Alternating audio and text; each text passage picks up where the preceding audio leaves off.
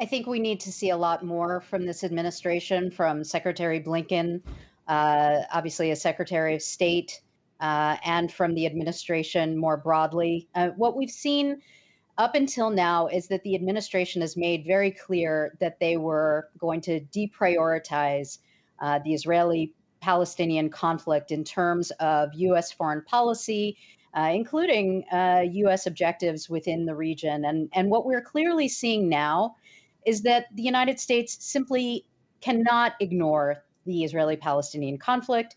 If they ignore it, it will be at their peril, even as we understand that this issue is not going to be their very top priority. But if the U.S. does not engage, so what does that mean to engage?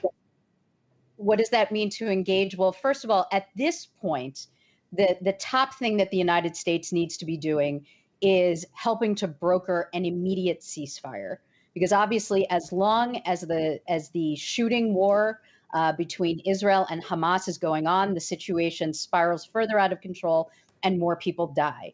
Beyond that, the Biden administration needs to appoint a senior point person to direct and coordinate policy related to the conflict. We don't have that right now. We do have the most senior person in the State Department, but it's a Deputy Assistant Secretary of State. Hadi Amr, as wonderful as he is, being deployed to the region, but we want to see a senior point person to direct and coordinate U.S. policy. We need to see the Biden administration reverse the extremely damaging steps that were taken by the Trump administration. I could go on and on at length about those, but let's start, for example, with reopening U.S. diplomatic missions that are primarily charged with relations with the Palestinians, the U.S. consulate in Jerusalem, the PLO mission in D.C. These are things that President Biden has already pledged to do, but has not moved to do since he became president.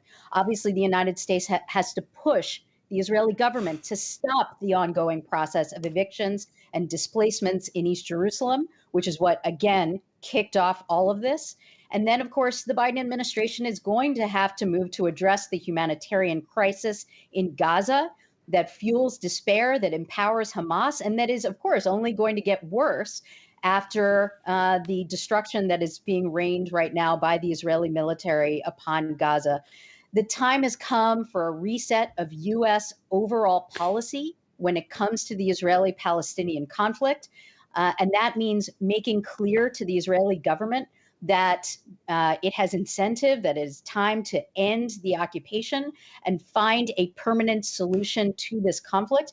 And part of that, I'll just add, is making clear to the Israeli government in terms of the $3.8 billion in military aid that we give to Israel every year and that my organization supports. We have to make clear that that is not a blank check and that cannot be used for things like deepening the occupation, for de facto annexation, for evictions and displacement of Palestinians. Ron Soffer, what do you see as the role the United States should play? Well, one has to look back at the last couple of years. Last year was the safest year in the history of Israel, where there were almost no casualties. For many decades, the world has tried the formula of peace first with the Palestinians and then peace with the Arab nations. That has not worked. President Trump came in and changed the formula and said, well, if we can't solve the problems with the Palestinians because the Palestinians keep increasing their demands, then we'll start first with making peace between Israel and Arab nations. And that has worked. And I think that if the United States changes course right now and goes back to the failed formulas of the past, it will inflame the Middle East. So what should the United States do? Did you agree with Mahazam that it's the United States that can broker a truce, which is what's needed to stop people being killed? Right? I don't think that a truce is possible. I was listening yesterday to the Israeli press, and what the Israeli government has seen, that every 4 or 5 years, the missile capacity of the Hamas gets better and better and more dangerous to the Israeli population. And there may be a decision, and I don't know whether it will be done now.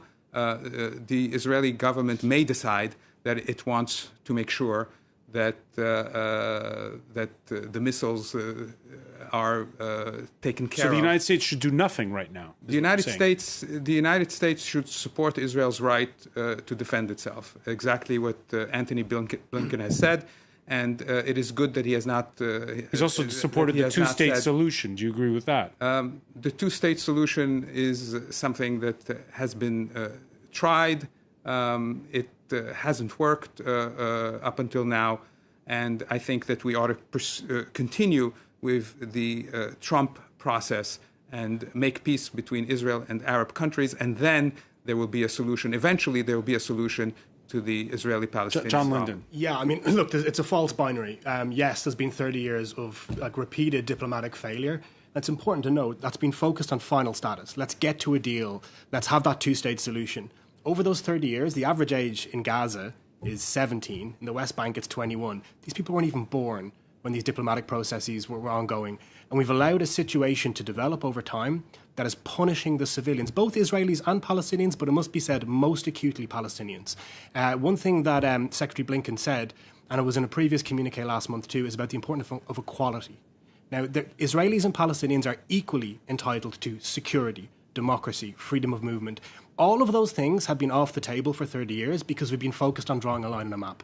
I think that the US administration is correct, and Ron, you are correct, that a two-state solution is not possible right now because of the identity of the leaders, because of the attitudes of the populations. But that does not mean walk away, and it does not mean just focus on doing business deals in the Gulf. It means addressing the underlying causes for this conflict right now, because the truth is the people on the streets in Jerusalem, up until that first rocket was fired on Monday, they don't care what Saudi Arabia thinks. They don't care what Joe Biden thinks. They don't care what Mahmoud Abbas thinks.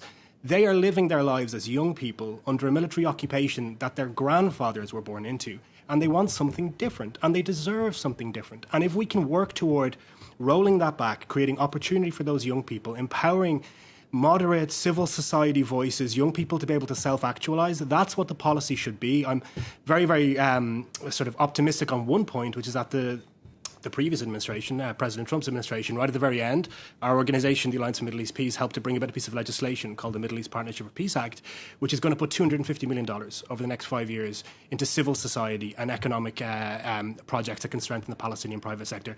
That's a small part of the start of what's required. What's needed beyond that is looking at the whole territory between the river and the sea and saying, how do we begin to move from where we are now, which I think we can agree is dystopian. Rockets, a 6-year-old kid was killed earlier on today in Sderot.